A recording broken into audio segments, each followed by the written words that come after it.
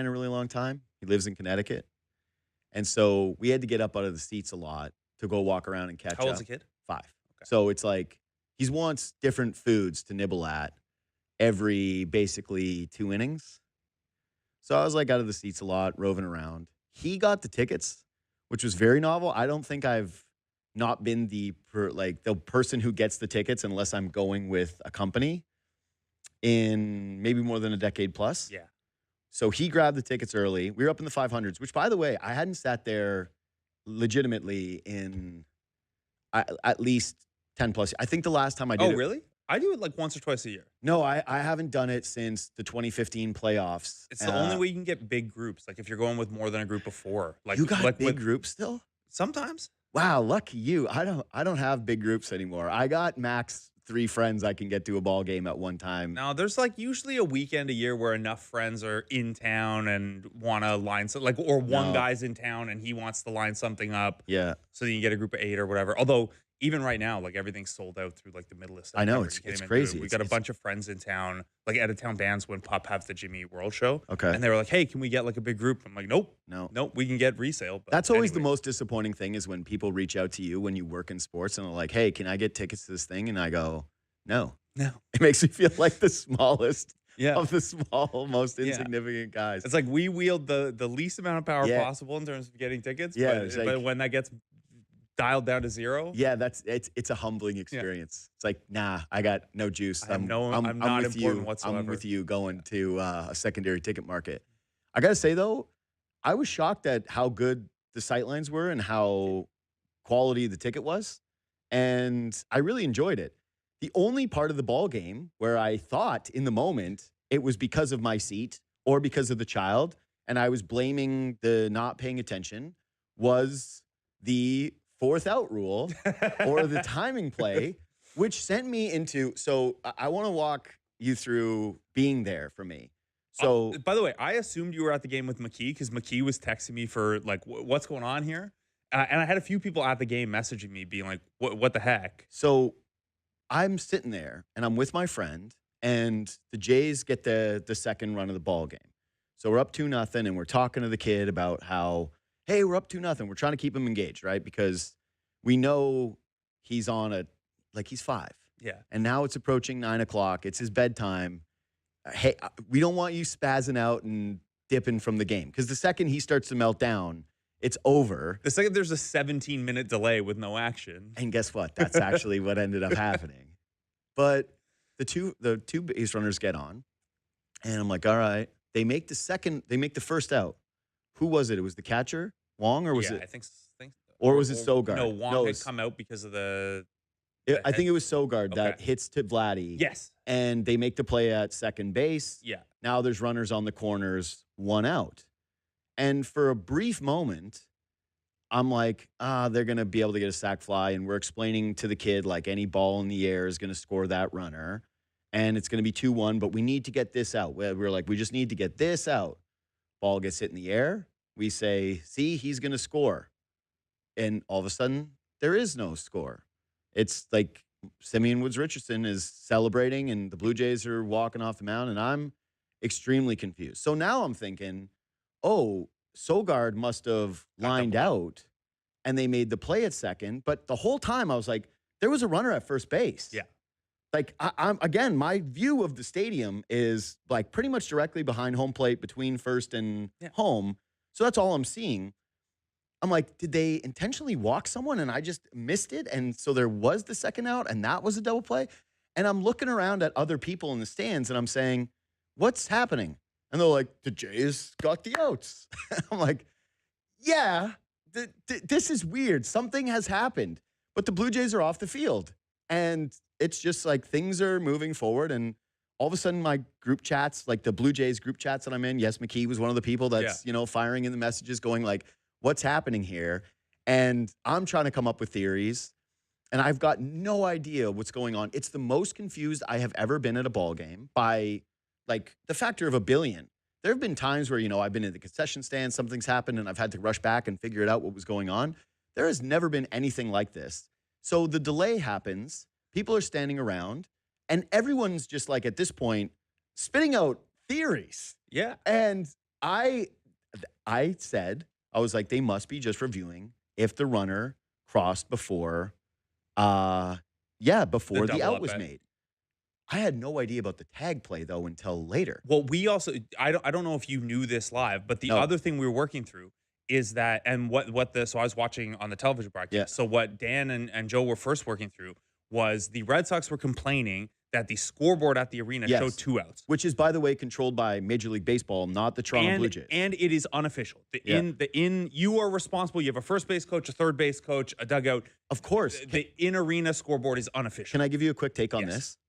So did you see the Pete Crow Armstrong podcast interview clip that was going viral this past week?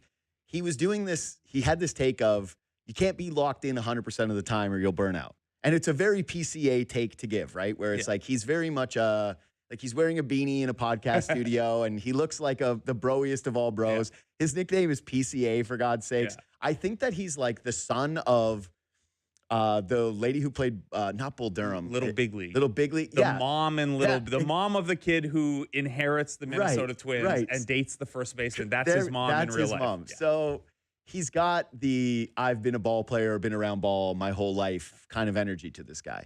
And so he's like, you got to check out sometimes during games. You got to just stare up at the crowd and look at the people in there and zone out, and then you can refocus on the game. And some people were like, this is genius. And some people were like, hey, you got to be a little dumb to be awesome at pro sports. Sure.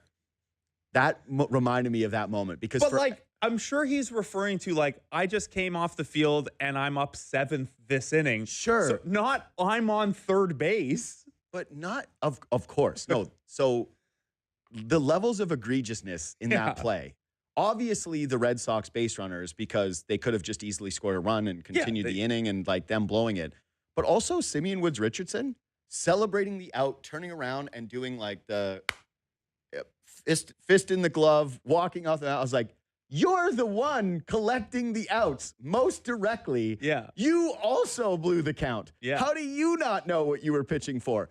So then I see that there's no tag being made. And I'm like, oh, this is sick. He's out. Like, he didn't tag. I didn't know this rule. I didn't know about the 4th out rule. Then all of a sudden I'm kind of seeing it on Twitter and I'm being a bad friend because I'm looking at the highlight. I'm looking at the tweets that people are having. I got to say, I think that this might be the dumbest rule in all of sports today. Like, how could there possibly be any valid reason for this rule to exist?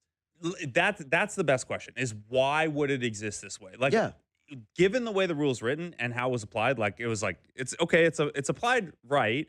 And like the idea of like, they got the rule right. You should appeal the lead runner first is like something I've heard before, but I had never thought through like why it would matter on the 3rd out. So like digging through the rule books and like, I think it's happened like twice in the last like 25 years or something like that. So it almost never comes up.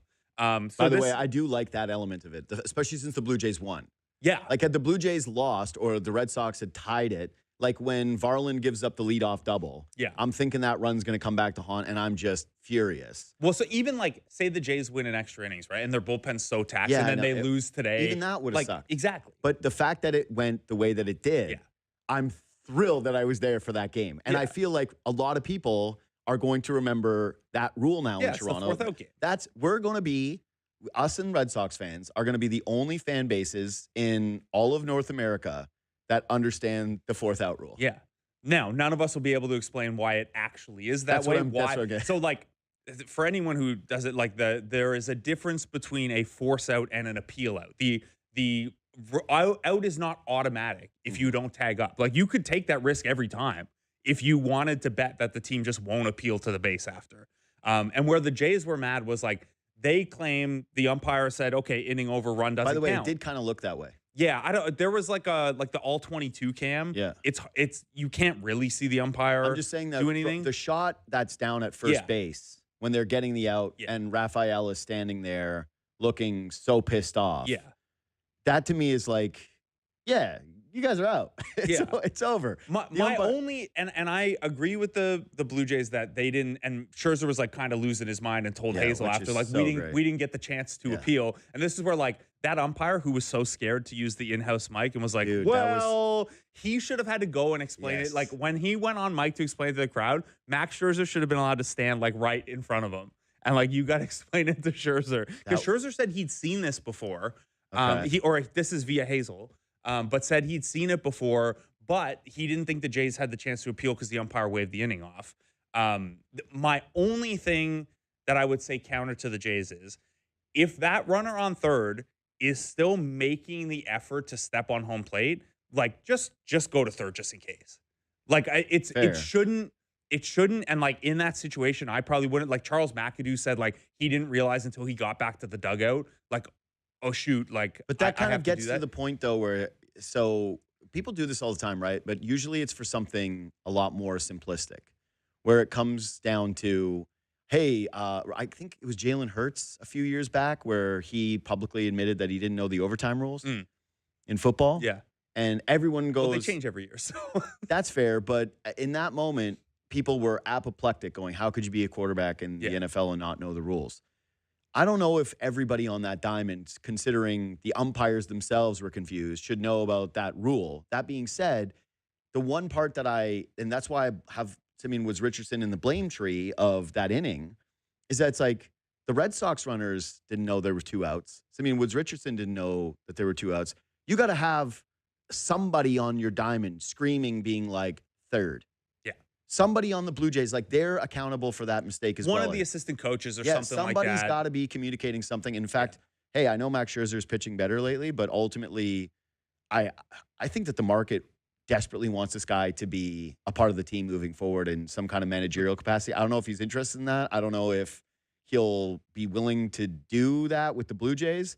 But if he's seen it before, I need him to be the guy who's screaming it at people from the dugout, being like, third, anything. Somebody's got to be aware of that play. Yeah.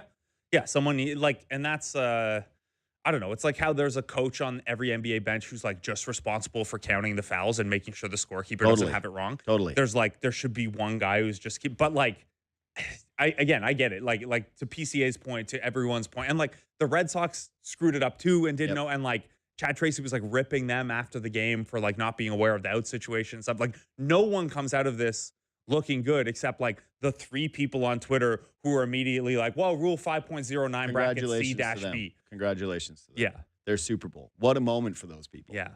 It's that we're sitting there knowing the rule books. And I know you started rifling right through it. Yeah, I did. I mean, like I wasn't at the game. I was actually supposed to go with a buddy from high school who's a Red Sox fan. He like bailed. So I was like, oh, I'll watch it at home. Perfect. Save myself the trip down or because I'm there the rest of the week. And like, yeah, I'm like immediately open up the rule book. I'm like control effing appeal and like trying to figure out, like, again, trying to explain to people that it's not a force out to double up the guy at the base. That's the first thing I think people had trouble understanding. Like, because I got the question a lot, why didn't the ump just rule the guy out? It's because it's not an automatic out. Like you could take that risk every time if you thought, like if PCA's in center field and you think he's not locked in, you have to appeal that he did that. So I guess that's the first, like, I think that's probably the thing that people were most confused about. Because to me, whenever you see those appeals, my thought is more so, hey, we just think you missed it. Yeah. But the rule is clear that you do, like you have to and even when you see the bang, bang play, that is happening bang, bang because you're trying to appeal before the runner gets back. It's not because it's a quote unquote, it's not a force out. It's an out if you appeal, but it's not a force out in the same way the runner's got to go to second on a ground ball. So that is, I think, where the biggest point of confusion came in. And then you get to the timing part and can you actually get 4 outs in an inning, which I guess you can. So, I mean, you can't. Not. I guess you can. It's called the 4th out rule. I gotta tell you though, the delay, it was too long. 17 minutes. Yeah, like aggressively long delay where you're sitting in the seats. They've already done last call for alcohol. You're sitting there. Yeah, because it was top of the 7th, right? Yeah. So, like, by the way, it's a Monday night, and I was already done. Like, again, I got a show to do the next day. I'm not trying to be there being like, over the extensions. This isn't a playoff game where I'm going, hey, it's Friday night during the playoffs. We should have some kind of adjustment rule where you just serve until the end of the Can I do a stupid aside? Yeah. Saturday, August 1st. Yeah. They showed Transformers after the game for like people who wanted to stay with their kids. Like they showed the original Transformers movie. Yeah, I remember that. In the ballpark. Yeah, Transformers night. Can you imagine going like with your buddy and his 5-year-old, and the 5-year-old wants to stay for the Transformers part, and you're at the ballpark for 5 or 6 hours? He would have made it. 1, the kid wouldn't have made it. Yeah. 2, they're not opening alcohol concessions back up. You got to sit there. You're sobering up during Transformers. No, I've honestly the time that I was referencing the last time I sat in the 500s was the 2015 playoffs, and it was I call it the force field game because it was game 1, and Edwin in extras hit that shot to dead center, and from my vantage point behind home plate, I went, "That's gone. Yeah, it's over. The Blue Jays have won this game." And to me, the ball hit a force field in the air and dropped in. And then they end up losing that ball game. But that one, I think, went 12 innings.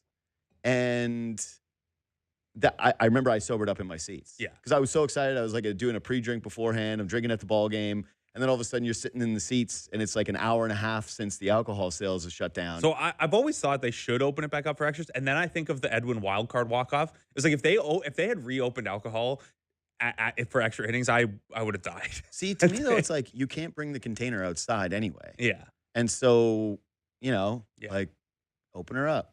My guess is it has something to do with, like, and, like, encouraging people not to push it with driving and stuff like that. Yeah, but like, that should be on you now. Yeah. This isn't 1978. We live in late-stage capitalism. We're bleeding every dollar out for every other reason. Yeah, let us have an eighth-inning beer. That's what I mean. It's just push it back. What do you mean I can't have alcohol in the highest leverage point of the game? I wouldn't even mind it if they were like, hey, weekdays, it's the 7th inning, but Friday and Saturday night, it's the 9th. Yeah. Like you go until the bottom of the 9th, no more. Yeah. Once the closer comes in, then it's we got to clean it up. We got to get the staff out of here. Although, by the way, anybody that's listening to this pod who works concessions is so mad. Livid right now. Like you have no idea what I doubt very much the tips go up as the game goes on. No shot. When you're on, the tips shrink the more beers you drink at the ballpark. Yeah. You want, especially if you're going to the same vendor each time, you want them to clock you the first round as a good tipper, and then see, I'm normally what's it called, stop and go guy.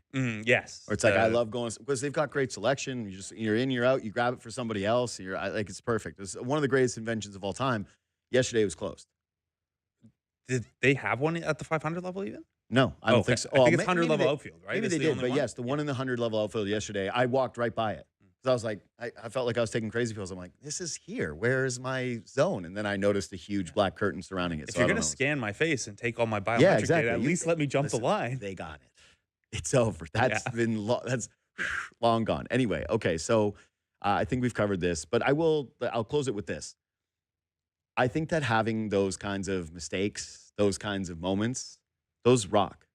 Ultimately, I know you'd be bitter about it if the Blue Jays had lost. People would be far more upset about it if it didn't go their way with the ultimate outcome. So maybe that's playing a small percentage into my thought here. But consuming as much sports as we do, and as you go through a baseball season where there's 162 games and you get stuck in a lot of the same conversations, especially this year, which is the entire season has basically been, what if they get hot, which they are kind of getting right now. Yeah.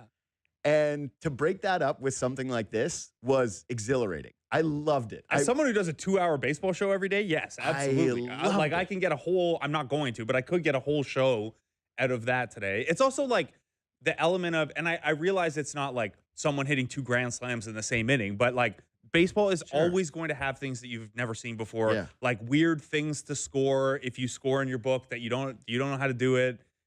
It's cool. It's like I think Dan and Joe were talking about on the broadcast. Like you could cover the game and play the game in Joe's case for 40 years and still come across something that you never even thought of. You wouldn't do that as a thought exercise, right? That's it. And you and I have had conversations, I think on air and some privately, just about how sports are becoming a little bit more predictable in the sense of homogenous. Yeah, teams want to do the same things. And like for us, 2 huge basketball fans, I think the sport has really suffered from like Project 6ix9ine, where every team wants to have 6'9" guys that can play defense, that can rebound and can shoot the basketball. That 7-footers now, like they need to be able to shoot a 3. They're not just supposed to be in the post, that there are no more Muggsy Bogueses, that there's no more Spud Webbs. There's not even any more Nate Robinsons really that are running out there and playing this sport. It used to be one where it was like, this guy was a specialist 3-point shooter, and that's a cool thing. This guy was a mid-range guy. This is a big man who just gets here, but he can't shoot free throws. This is a tiny guy, but he gets a lot of steals. Now it's like a lot of the same guys. Baseball suffers from the same affliction, which is You want on base, you want walks, you want to hit for power, you don't mind striking out as much. It's like, and it's gotten a little bit better that way. Yeah, it's why like Luis Arraez being a big trade deadline acquisition is fun. Chandler Simpson figuring it out for the Rays is fun. But that's it, is that the novelty stuff is really what, to me, make the sports a lot more special. Yeah. And so having something novel, even though it was a weird, quirky rule, was so exciting. I loved it. I like more stuff it's like why that. like there are a handful of middle relievers around baseball who are really good. Rogers is more fun than all of those guys. No question. Because he does something that, like, sure, if you remember the Chad Bradford clips from Moneyball, but otherwise you haven't seen it. Yeah, and also he generates a conversation. And that was what was cool about last night, is everybody in the stands is all of a sudden interacting with one another. You're not just in your group. Yeah. You're not just on your phone. You're talking to other people. One person's getting the information before the other, conveying it, being like the big game of telephone for 40,000 people. It rocks, dude. And so to the Rogers point, he's kind of the same way, where when you go to the game with a person who's never seen baseball or watches, 10 games a year, and he comes in, you get excited because you get to have a little conversation, go, wait till you see how this guy throws. Yeah. Isn't that weird? Yeah. Love it. So good. Anyways, on to some other things. Quickly, I asked this to Ennis yesterday, and I'm probably going to ask it to everyone as they come in here about the Jays this week.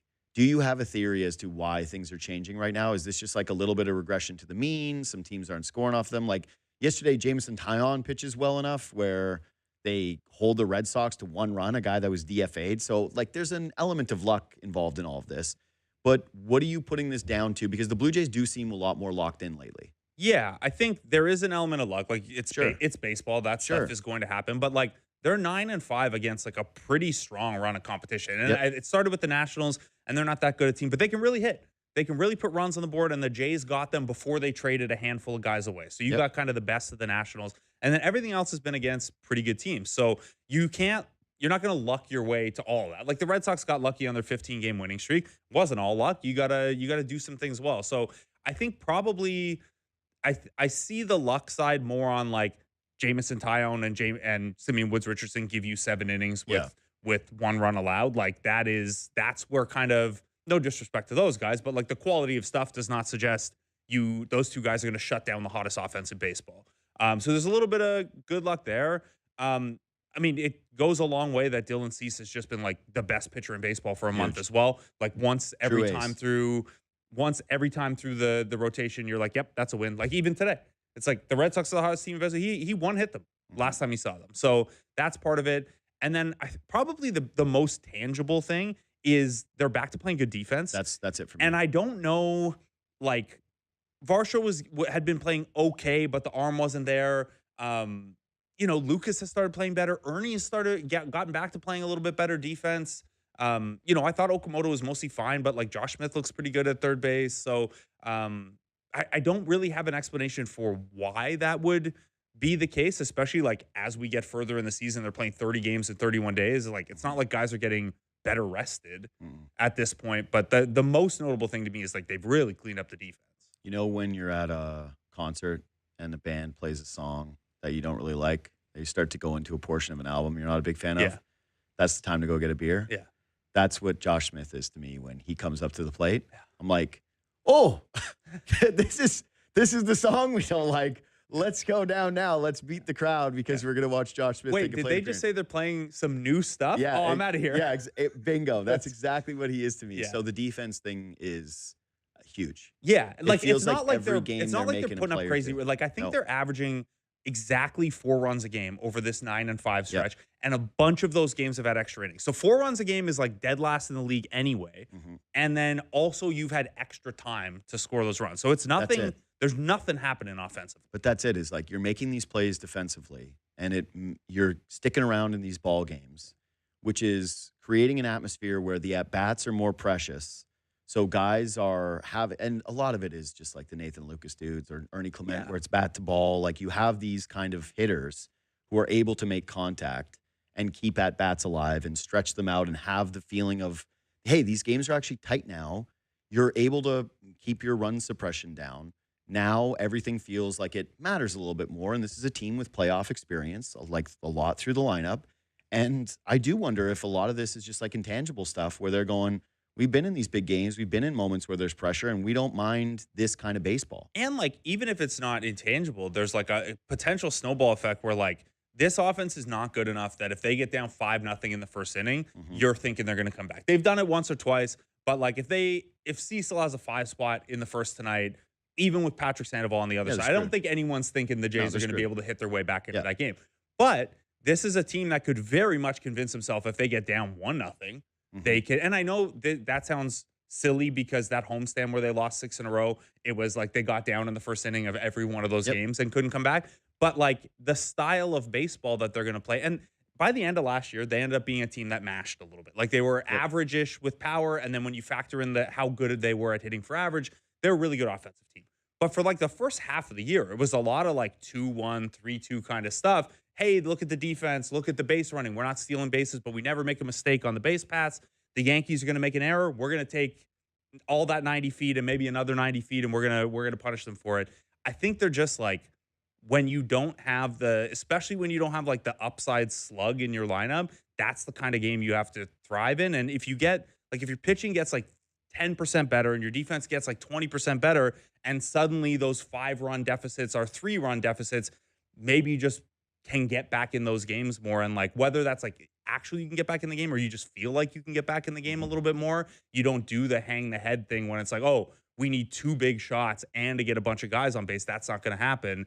When you're playing those tighter games, I mean, you can see the path to them winning it a lot easier. Totally. Because I think that we thought the only path for them to get back in the postseason mix was if Vladdy had a massive turnaround. Would still help. It would be phenomenal. But if you could now pair that with what they're doing defensively and with some of the pitching, then, of course, you're back in business. And that part hasn't been there, and yet the Blue Jays have crawled within 3.5 games. The wild card, I think they're a half game back of the Orioles now. Although you want to hear something depressing? Yeah. 9-5 over these last 14 against pretty good teams. Yeah, they made up 1 game? 0 games. Okay. So because the Rangers have also won a bunch, and 1% playoff odds. Yeah. No, it's a bummer. Bummer. But again, you put yourself in this position, and this is always like when people looked at the standings and they were like, oh, they're only 3.5 back. And because I had some people, I was very much in the you got to sell camp. Like sell, not gut the team. I don't even know why I'm putting the caveat in there because everyone was of the same Everyone knows mind. what you're talking about, yeah. Yeah, but just it was one of those things where you go, you got to sell the pending free agents and get what you can, probably for Hoffman, if it's a tight reliever market, not a lot of big names are moving. And I even advocated for taking calls on Varland and taking calls on Rogers because if someone gave you a Godfather package for those dudes, to me it was irresponsible not to move relievers who had that much value. And they didn't end up doing it because I thought the price would be too high. And I also gave it the caveat of you actually couldn't trade those guys to American League East teams. Right, because they're under control. And you're and it's just you're trying to win next year and then the proposition of having there. So that removes 3 teams from the playoff mix, which made it even more difficult to Expiring guys you don't care about, though, right? No, not at all. Okay. No, Sure. I did feel a little weird about if Springer, because I tried to imagine the teams he would waive his no move for. Boston. And I thought Boston and the Astros would be the 2 teams he'd be most willing to do. And Steve Pearce won a World Series MVP with the Red Sox. And that one felt a little icky. And Steve Pearce didn't have like long-term friend. Like that's Steve Pearce did not hit the big ALCS home run. That's what I'm saying. For the Jays so the year before, a year right after, you hit you have one of the most iconic moments in franchise history, and you are one of the most popular Blue Jays in the last 20 years.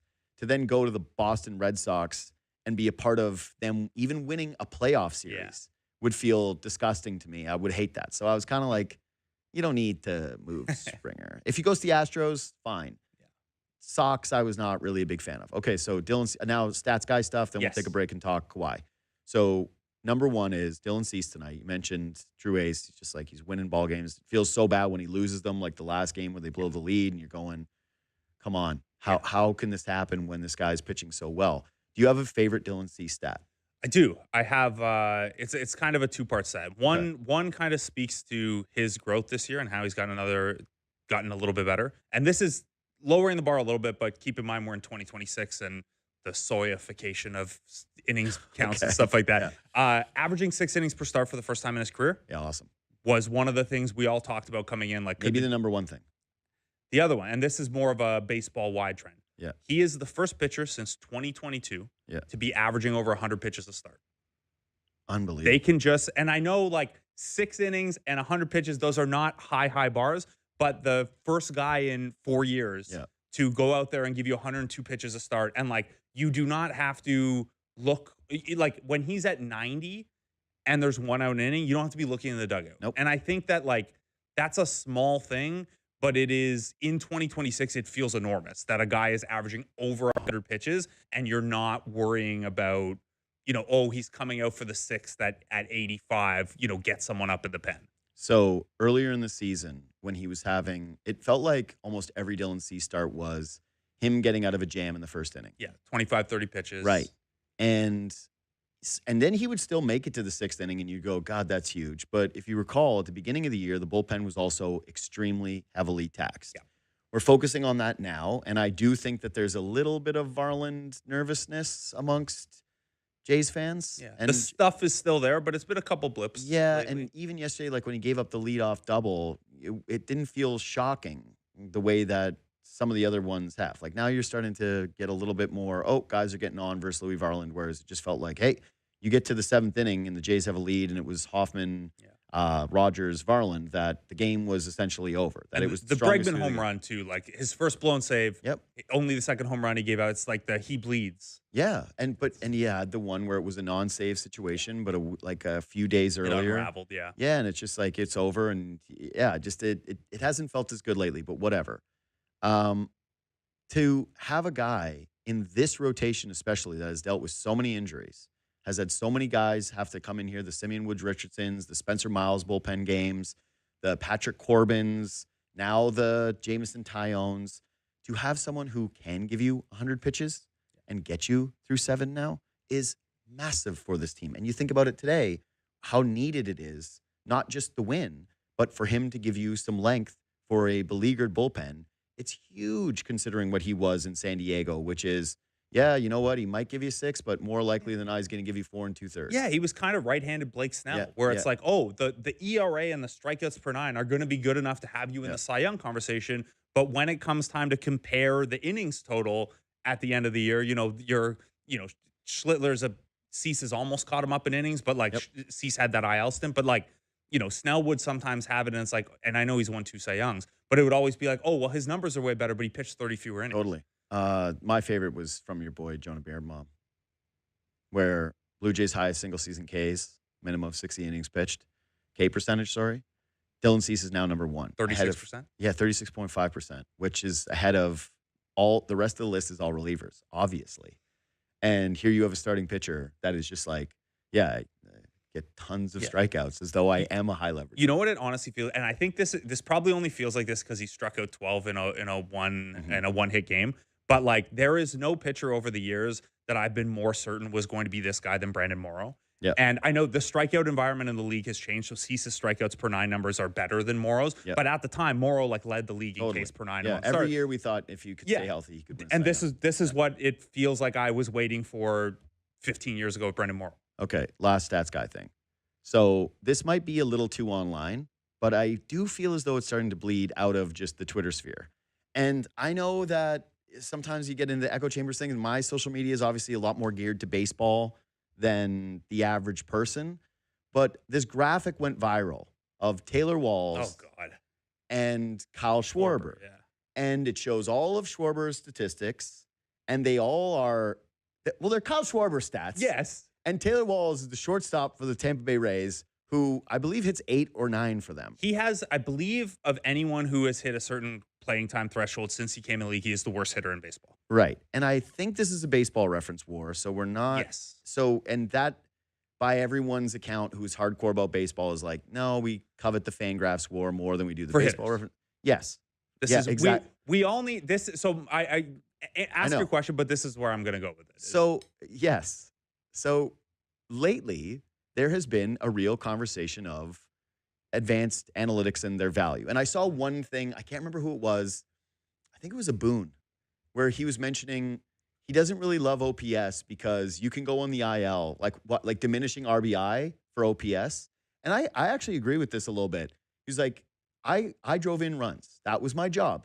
And at the end of the year, if I was on the IL for 30 days and my OPS stayed the same, that's kind of nice to be able to look at. You can say the same about batting average, though, too, right? So you have to be a little careful with rate stats. Totally. No, but this one was more so that we've started to care so little about RBI. Yeah. I've pushed back on that one a little bit because RBI I can't control if I come up with the bases empty or the bases loaded.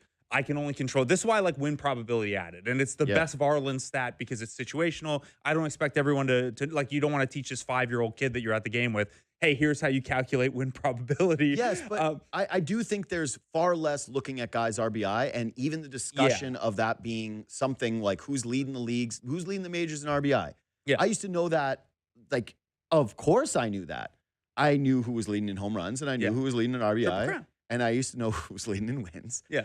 But still, it's become so diminished that no one even really cares about that statistic. And we do care a lot more about WAR. And when I think about a baseball player's stats, the first thing I do think about is OPS. Yeah. By far. Like, it's not even close. I know what everybody's... Most players are with you now, by the way, right? Totally. Like there was someone did a thing at All-Star Weekend asking the players which stat they use to evaluate themselves. Yep. And it was almost entirely OPS or XWOB. Yes, but that's what I'm saying. Is so I thought Boone's point was, again, incomplete, as you mentioned, but still kind of fair that at the end of the season, you could be looking at OPS of a guy and saying that's pretty good and not knowing how many games he played versus RBI being a counting stat is like, it also shows that you were healthy. It shows that you did come up in the clutch, that you did do your job, drive in runs, which is the purpose of the game. Anyways, all that. Look at Jimenez, right? He's second on the team in RBI. Exactly. Now his clutch stats are backing this up too, where it's like his clutch stats are actually real. The feeling that you really have. Like, what do you obviously would prefer Andres Jimenez's OPS to be 50 points higher. No doubt. But if that came at the expense of like he was getting more hits with nobody on base, would it change that much? This is why I think when it comes to like MVP voting and stuff like that, RBI is actually helpful because it describes, it is not telling you what is going to happen, and it's not a great evaluator of like overall how good this guy is versus this guy, but it describes what you did really well. So to kind of go back to just WAR itself, the conversation to me seems to be more about, hey, we need to acknowledge that WAR is a flawed statistic and that it isn't a perfect catch-all for everything, because the way that we have started to use it is kind of closer to that. When we do MVP award voting, it mostly comes down to WAR. When we're talking about who the best players are in the game, it's mostly coming down to WAR. Even PCA, who I referenced earlier. Huge lead. He's got a huge lead in WAR, and he's also tracking to have a season that could potentially pass a Mike Trout. I think Mike Trout has 3 of the top 4 seasons by WAR. Yeah, 10-plus wins. And, it's like PCA's that already over 8. Exactly. And so PCA is tracking to have like a Mike Trout season. And so I was curious, as someone who is, an actual understander of analytics and how these formulas are built, and someone who spends a lot of time looking at them, where you stand with the WAR is flawed debate. Yeah, I think it is flawed, and there are a couple things couched in this. I think one, WAR was never meant to be to a decimal point, a sorter of who's the best. I think it was more intended to, give you first long term, like those randomnesses will even out over 10 years when you're evaluating Mike Trout's best 10 years versus PCA's best 10 years later, or, Mike Trout versus a first baseman or something like that. But it wasn't, I don't think it's meant to be as precise as like 2.4 wins. This guy's better than a guy with 2.3 wins. I think that's the one thing. We're trying to generalize a bucket that a guy is in of like superstar, good season, average player. You got to replace this guy. I think that's what you're trying to accomplish with WAR, first of all. The second thing is, we all need to, at the next Sabre seminar or whatever, Fangraphs and Baseball Reference got to get in a room, and Baseball Prospectus, and we got to have a unified WAR. We can't be like, I'm going to Baseball Reference for pitcher WAR, I'm going to Fangraphs for hitter WAR, and like you were always going to have trouble getting widespread buy-in because you can't explain the stat. Explaining what replacement level is too nebulous, and like.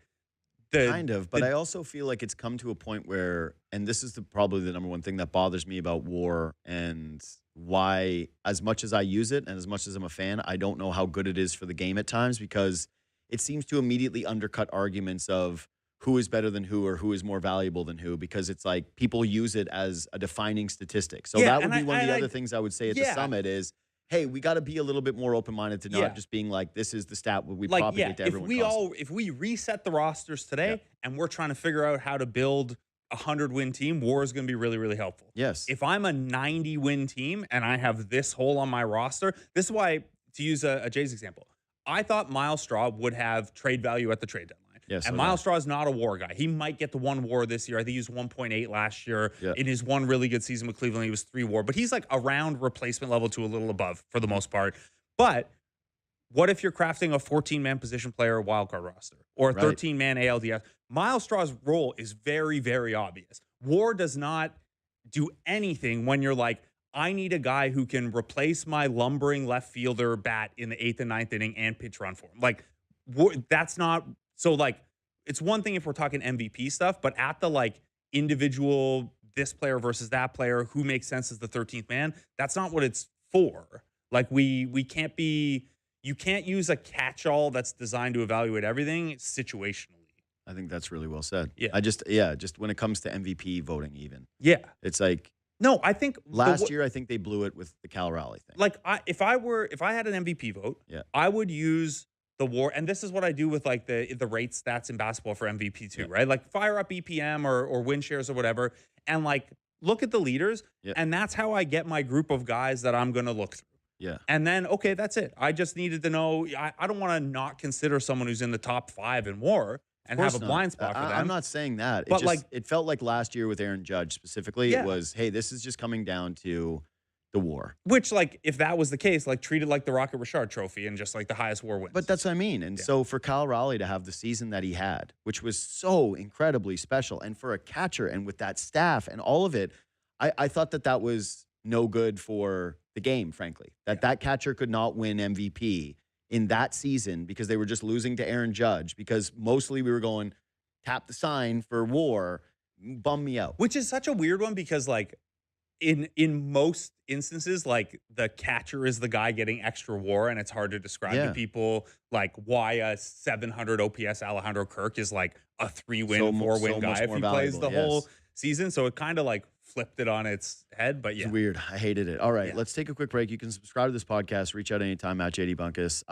We're going to talk a little bit about, so there's been some sort of kind of updates on the Kawhi situation, but part of this is just going to be about the fatigue we have for doing it. And so when is this going to end? That's next.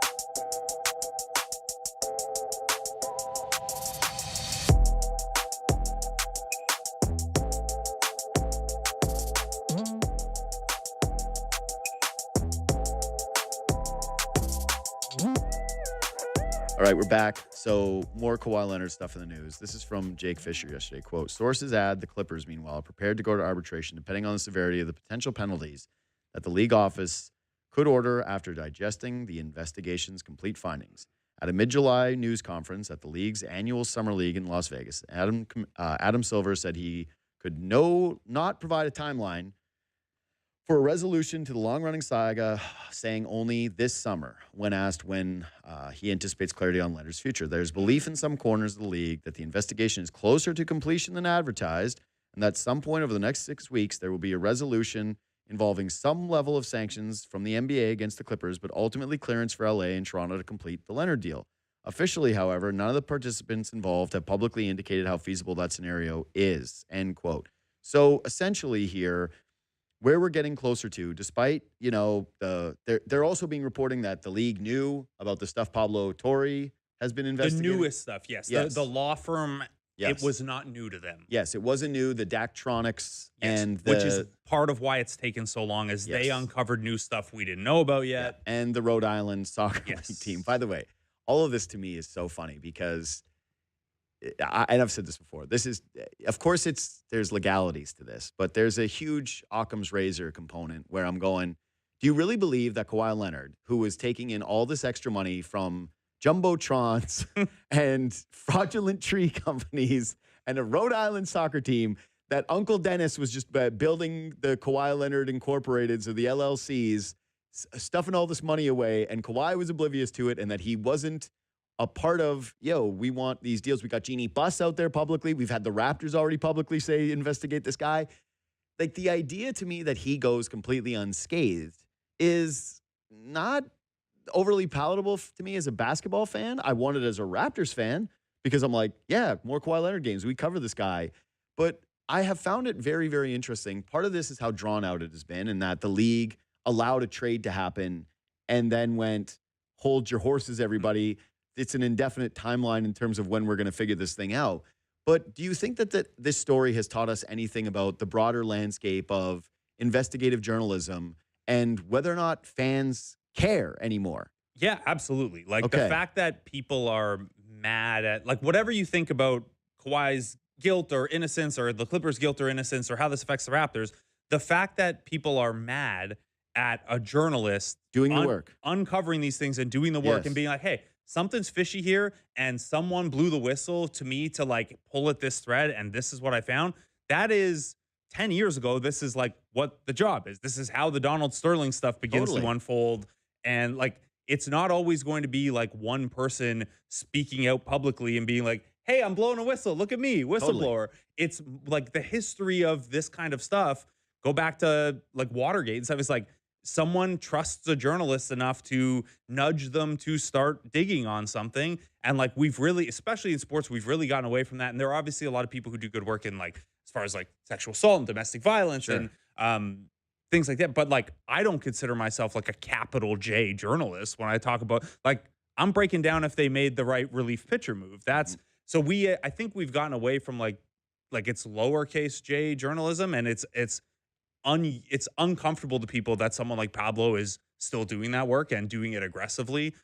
June Lee has done some of this as well on his YouTube channel around Baxter Holmes deserves credit here, Grange deserves credit here. Like, there's some people that are doing the hard work, and yet most of it seems to be met with contempt, not interest. Or like, okay, cool headline, let's move on. Yeah. Like, the point of this is, like, I'm sure it's great for Pablo that he's getting YouTube views. Sure. But you don't chase this and put tens of hours of work and talk to tens and tens of sources to like get a couple clicks on Twitter. You're doing it because it's journalism. You think it's an important story.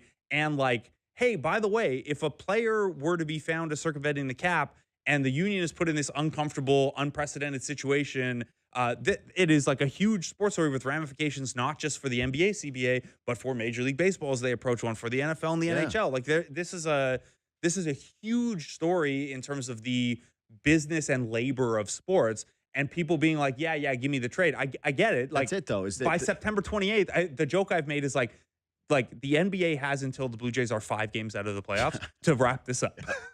But you can't get mad at Pablo Torre for like doing the work. To me, it's like there are all these. So people seem to be making it like everybody has wink deals. And I agree, but this is ultimately the greatest cap circumvention story in the history of professional sports. And most of the wink deals are like given the cover of gray area in the CBA. Like George Springer and Ernie Clement and David Schneider can be in Rogers commercials. And that can be an endorsement separate of their player contract. And there's not a CBT hit and all those things. This is a guy getting multi-millions of dollars. Allegedly. For no-show jobs. Yeah, allegedly. Sure, allegedly. It's very allegedly. And doing it after going to 2 other teams and propositioning them with the same rule breaking. And to me, it's like the story has just become, when is this going to be over? Not any of the things that you just mentioned. Yeah. And I don't know if that's just our attention spans now, if we've just become brain rotted by our phones. And so anything that isn't instantaneous I do gratification. think Adam Silver is complicit there a little bit in not communicating the scope and timeline of this effectively, where the average fan probably has no idea why this has taken 11 or 12 months. I think there is guilt there as well, but I do think it's probably also an attention span thing and a like, what do we want from our sports media as an average fan? But that's it. That's what kind of spooks me a little bit, is that you've got to still be able to hold power to account. Yeah. And it kind of does feel like if we're moving in this direction, that's going to become harder and harder to do. Anyways, we got to go. Thanks for doing this. Jays Talk Plus is now